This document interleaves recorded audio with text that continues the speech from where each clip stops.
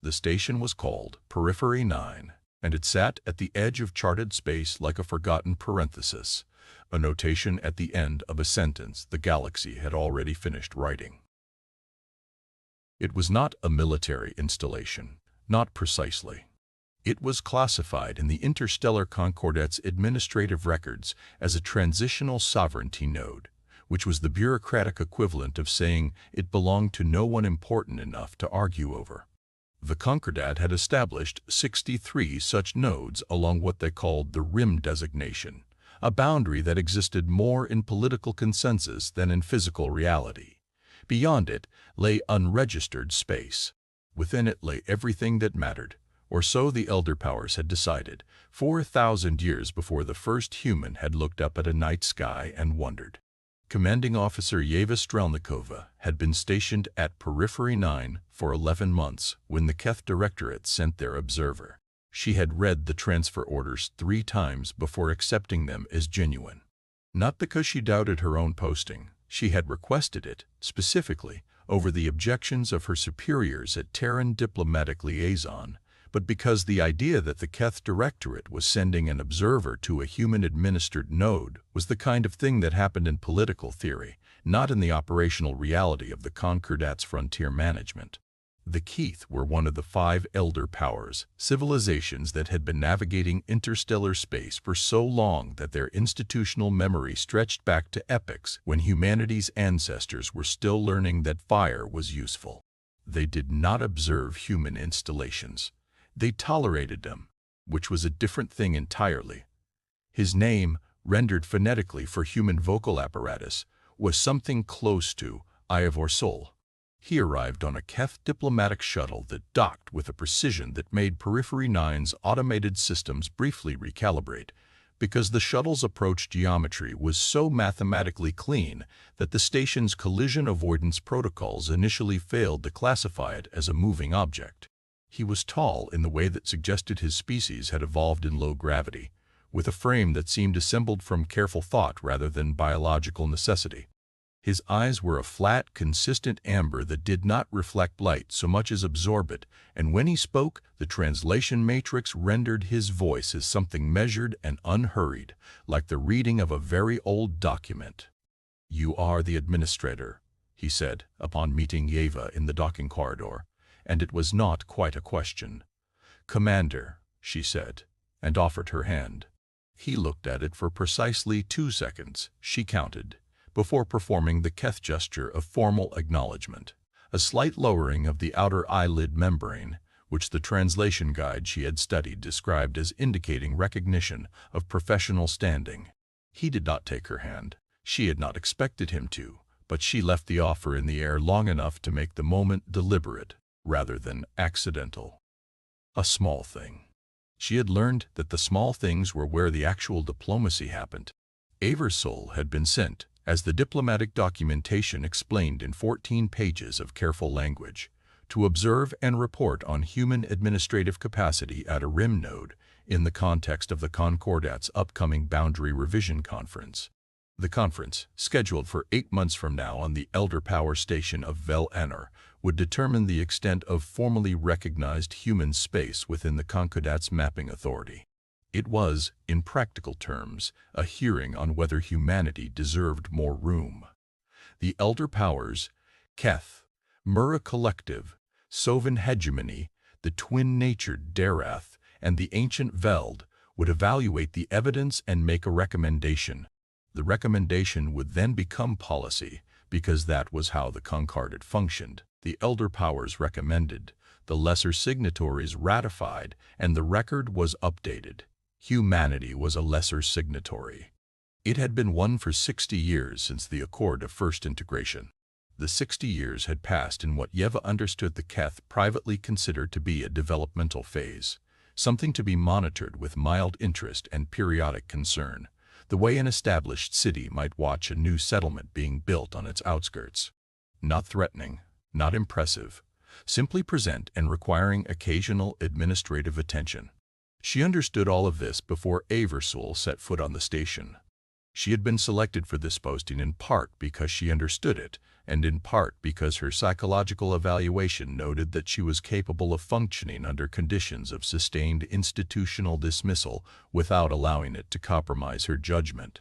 The evaluator had phrased it more clinically than that, but what it meant was that Yeva Strelnikova could be looked through by an elder power diplomat for months on end and continue doing her job with precision, and she would not let it become personal until it needed to be. The first weeks were unremarkable by design.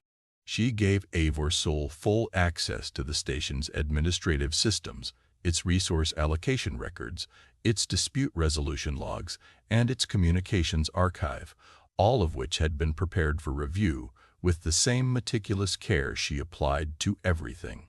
Periphery 9 processed approximately 300 transit claims per month, vessels from 17 different species passing through the RIM designation for various purposes, each requiring documentation, clearance verification, and in some cases, mediation of competing territorial interests. It was administrative work of genuine complexity, and Yeva's team of 12 humans and 4 Concord.seconded staff managed it with a competency rate that her quarterly reports recorded as 97.3% successful resolution without escalation. Eivor Sol reviewed the records with the thorough patience of someone who had been taught that patience was a form of intelligence.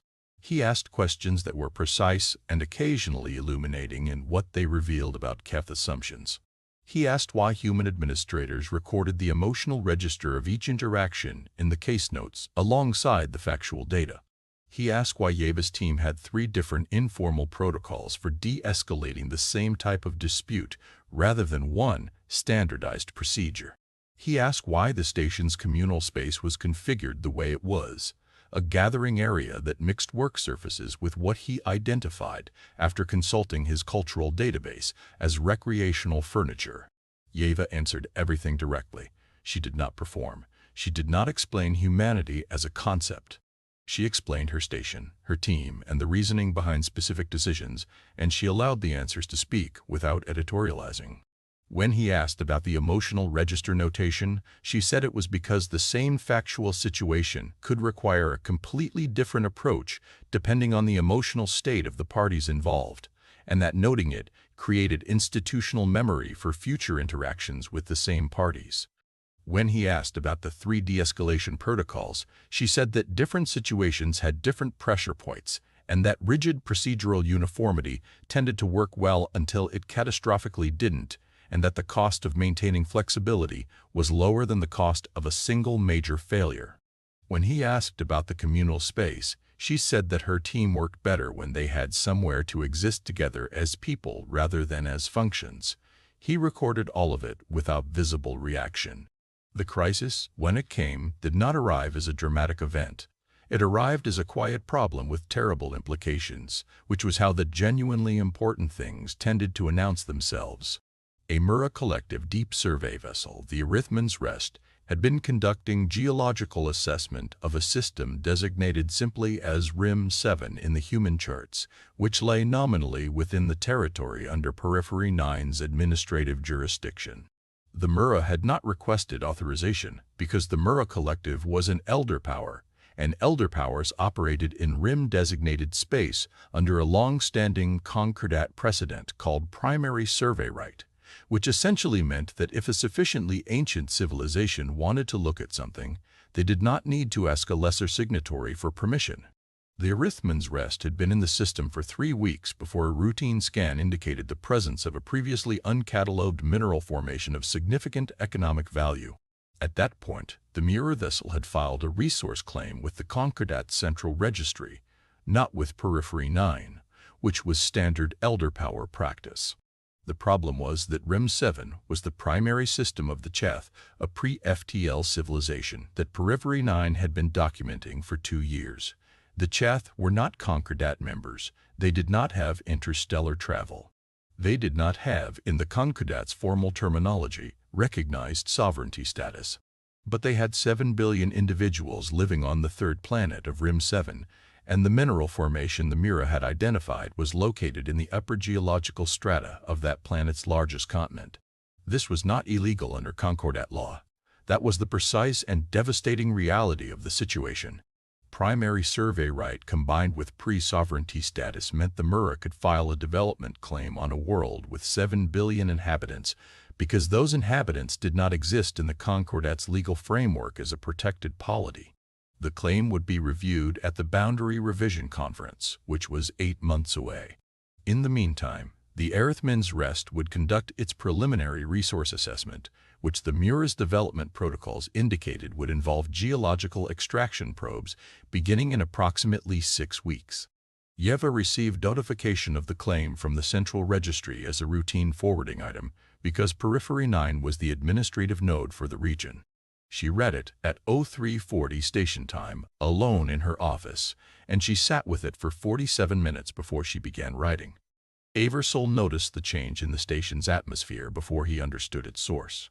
He recorded in his personal log, which Yeva's team was not monitoring, and which he did not know was accessible through a procedural gap in Concordat diplomatic data sharing protocols that human technical staff had identified and quietly documented, that the human personnel seemed to have shifted into a different operational mode.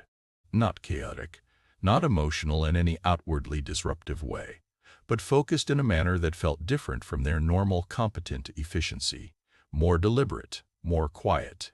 He requested a meeting with Yeva on the 3rd day after the claim notification. She told him, without preamble, that she had filed a formal objection to the Mura resource claim on behalf of Periphery 9's administrative jurisdiction, citing a provision in the Concordat's Lesser Signatory Charter, Section 14, Subsection 7, colloquially known as the Proximity Protection Clause, which allowed an administrating node to request a mandatory review period for any resource claim filed within its jurisdiction that might affect the habitability of a documented inhabited world. The clause had been written 70 years ago and invoked precisely twice, both times by elder power nodes in internal disputes. It had never been used by a human administrator. Its invocation did not stop the claim, but it created a mandatory 30-day review window that would require the Mura to suspend preliminary operations pending a formal response from the Central Registry. Aversol's amber eyes held very still. "The Mura Collective," he said, "will not respond favorably to this." "I know," Yeva said. "The Boundary Revision Conference will occur during the review window. Your station's administrative future will be evaluated by a panel that includes Mura representation. I know that too. You have created a direct political conflict between your administrative standing and the interests of an elder power at the moment of maximum institutional scrutiny of human capacity for governance." Yeva looked at him steadily. "The Chath have 7 billion people, Aversol, children. Cities. They have a written literary tradition that our documentation team has been cataloging for 2 years, and it contains approximately 4,000 years of continuous recorded history. They have funeral rites and mathematics in agriculture, and a concept of justice that differs from the Concordats in ways that are genuinely interesting." She paused. "The Mura's extraction probes would begin in 6 weeks. The geological formation is beneath their largest population center. The seismic impact modeling in the Earthmen's Rest's own survey data shows a 73% probability of significant surface disruption." He was quiet for a moment. "The clause you invoked provides 30 days. The conference will not rule in time. The Mura will contest your authority to apply it." "Yes," she said, "they will.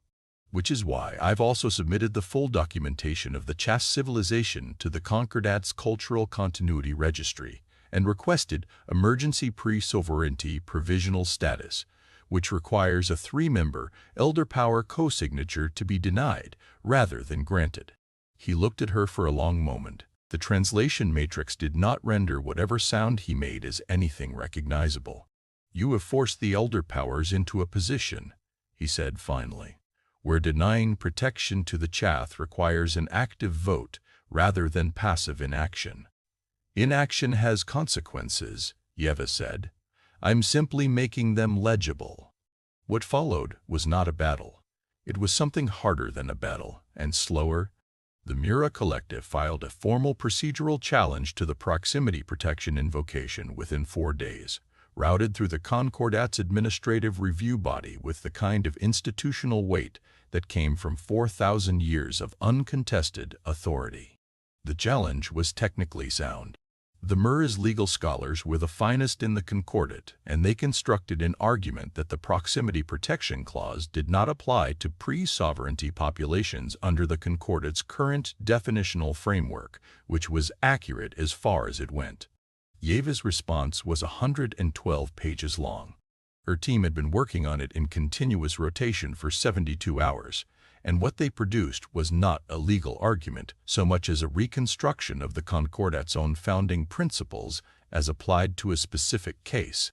She cited the original language of the Concordat Charter, written in a period before the elder powers had fully consolidated their administrative framework, which contained provisions about inhabited worlds that predated the sovereignty classification system.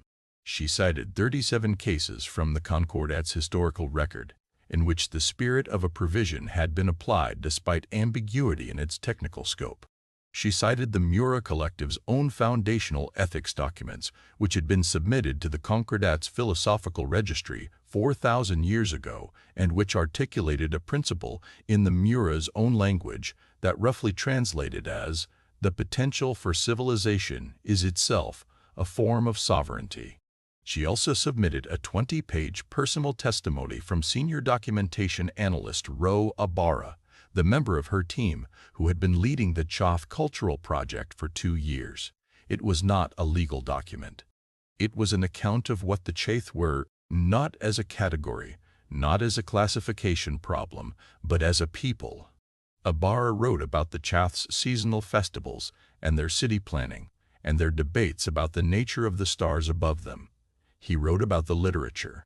He wrote about the way Chath families organized themselves around concepts of mutual obligation that had no direct equivalent in Concordat law but were instantly recognizable to any human who had ever belonged to something larger than themselves.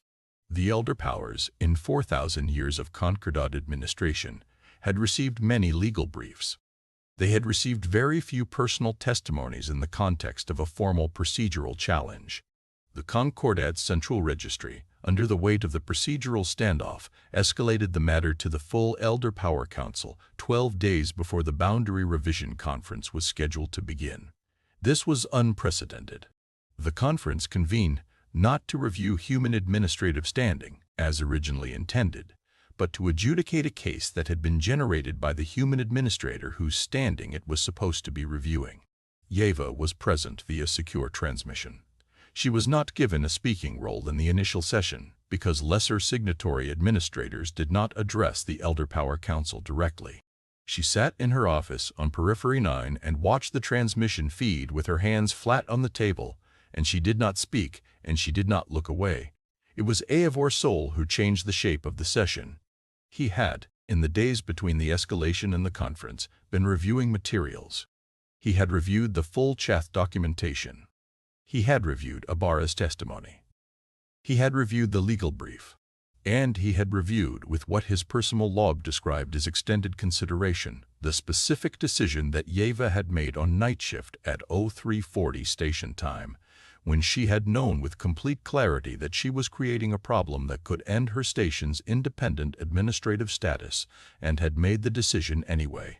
He requested, through Keth procedural channels, the right to submit an observer's notation to the council record. This was an established right of a diplomatic observer, and it was rarely invoked because Keth observers rarely found anything worth the weight of a formal notation. The council granted it without discussion. Elder power observers submitting notations was institutional procedure. The content was the surprise. Eivor Sol's notation was 7 pages. He had been on Periphery 9 for 5 months. In those 5 months, he had documented what he described as a pattern of administrative decision-making that did not conform to the models the Concordat used to evaluate lesser signatory governance capacity. Not because it was inferior to those models, because it operated from a different foundational premise about what governance was for.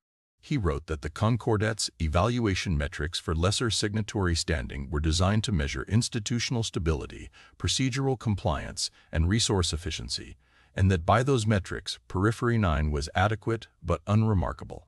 He then wrote that those metrics failed to capture what he had observed over 5 months, which was a governing philosophy organized not around the maintenance of a system, but around the protection of specific, concrete, irreplaceable things, people, choices, the possibility of futures that had not yet been written. He wrote that the invocation of the Proximity Protection Clause was not, as the Mura's challenge characterized it, an overreach by a lesser signatory administrator grasping beyond her legal standing. It was a human administrator applying the Concordat's founding intention at a moment when the Concordat's institutionalized procedures had drifted too far from that intention to catch what was falling through the gap. He concluded with a sentence that the translation matrix rendered carefully because it was a Keth formulation that did not have a direct human equivalent, that the elder powers had built the Concordat to preserve what was worth preserving, and that they had been administering it for long enough that they had begun to mistake the institution for the purpose, and that a civilization which had been part of the Concordat for 60 years had demonstrated, in a single procedural decision made by one person at 4 in the morning, that it had not yet made that mistake. The Council voted. The elder powers had never voted unanimously on a procedural matter involving a lesser signatory. They did so now, though not without 4 hours of deliberation that Yeva watched in silence. The Chath received provisional protected status. The Mura resource claim was suspended pending a full review of extraction protocols for inhabited systems. The Proximity Protection Clause was referred to a committee for formal expansion of its definitional scope, and then the session returned, as it had originally been convened to do, to the question of human administrative standing in the RIM designation. This is where the cost became visible, because costs do not announce themselves at the dramatic moment. They wait. The Mura collective, whose claim had been suspended, abstained from the boundary expansion vote rather than opposing it outright, a distinction that mattered procedurally because abstention did not count as a veto. But the Sovan hegemony, whose relationship with the Mura ran 17 centuries deep, reduced their endorsement of the proposed human boundary expansion from full support to qualified support, contingent on a 5-year review period rather than the standard 10-year recognition cycle. It was a limitation dressed as a compromise, and Yeba understood it for exactly what it was, the Concordat recalibrating around a human who had demonstrated that she would use its own rules against its own inertia, and deciding to shorten the leash while appearing to extend it. Periphery 9's administrative status was maintained. The boundary expansion was reduced by 30% of the originally proposed territory. A review mechanism was established that would require human RIM nodes to submit biennial reports to an oversight body that had not existed before this session and had no equivalent for elder power territories. Yeva accepted it in writing, in a document that was carefully worded and signed by her without ceremony. She did not express satisfaction or frustration. She expressed that the Terran diplomatic liaison would engage constructively with the new oversight framework and looked forward to demonstrating the value of continued collaboration. She transmitted the document and then sat in her office for a long time. Abara came in with 2 cups of coffee, which was a very old human ritual that had somehow survived everything, and sat across from her without speaking for a while. 7 billion people, he said eventually. 7 billion people, she agreed. The 30% we didn't get. I know. Was there a version where we got it? She looked at her hands. Maybe. If I had found a way to protect the chaff that didn't make the Mura lose face publicly, if I had worked through back channels first, if I had taken 6 weeks instead of 72 hours. She picked up the coffee. But I had 72 hours, and I had 112 pages, and I had row. And Avorsal, Abara said. She considered that. Yes. Do you think he knew what he was doing? Writing that notation? I think, she said slowly, that he observed something he didn't have a category for, and that he is a thorough enough scientist that he felt obligated to report it accurately. And I think that somewhere in 4,000 years of institutional memory, the Keth remember why they built the thing they built. She paused. And I think it unsettled him. Finding something in a lesser signatory node, that matched an ideal the elder powers had stopped practically applying. The coffee was cooling. Outside the station's observation window, the rim designation stretched in all directions: unregistered space, uncatalogued systems, civilizations still below the horizon of conquered awareness. The Arithman's Rest had filed its suspension acknowledgement and departed Rim 7. The Jath, 7 billion of them, would continue their fourth millennium of recorded history without knowing how close the edge of something terrible had come to their world. Without knowing that a woman they would never meet had been awake at 4 in the morning, running calculations about what she could lose. Eivor Sol's final notation before departing Periphery 9 for the return journey to Keth administrative space was brief. It was submitted to the Concordat's diplomatic observer record and would sit in that archive, indexed and accessible, for as long as the Concordat maintained its records. He wrote that his assessment of human administrative capacity of Periphery 9 had been substantially revised from his initial baseline and that the revision was not in the direction of a lower rating. He wrote that the existing Concordat evaluation framework was insufficient to capture the relevant variables. He wrote that he recommended the development of new assessment criteria. He did not write what those criteria should be, which was unusual for a Keth observer notation. When a colleague later queried him on the omission, his recorded response was that he was still working out the language for a thing he had not previously needed to describe. A governing style predicated on the assumption that the rules existed to serve something more important than themselves, and that when the rules failed to serve that thing, the rules were wrong. He said that the Concordat's lexicon did not have a precise term for this, and that he suspected the correct term existed in human language, probably in several languages at once, each slightly different. He said he was still deciding which translation was most accurate. He said he thought it might matter very much which one they chose. The station continued its work. Transit claims were filed and processed. Disputes were mediated. Documentation teams cataloged the languages and literature and funeral rites of worlds that did not yet know the galaxy was watching. Yeva Stromlikova wrote her biennial report to the new oversight body 11 months early, with full data, and attached to it a proposal for revised evaluation criteria that occupied 63 pages and cited Eivor Sol's notation in the footnotes. The proposal was received, logged, and sent to committee. It has been in committee for 3 years. These things take time in a galaxy that has been practicing patience for longer than humanity has been asking questions. But the questions, once asked clearly enough, have a way of remaining in the record. And the record, as the elder powers knew better than anyone, is how the future remembers what the present decided to value. The rim was not the edge of the galaxy. It was, Yeva had decided, where the galaxy's habits ended and where something else, less settled, less certain, and therefore more alive, had the space to begin.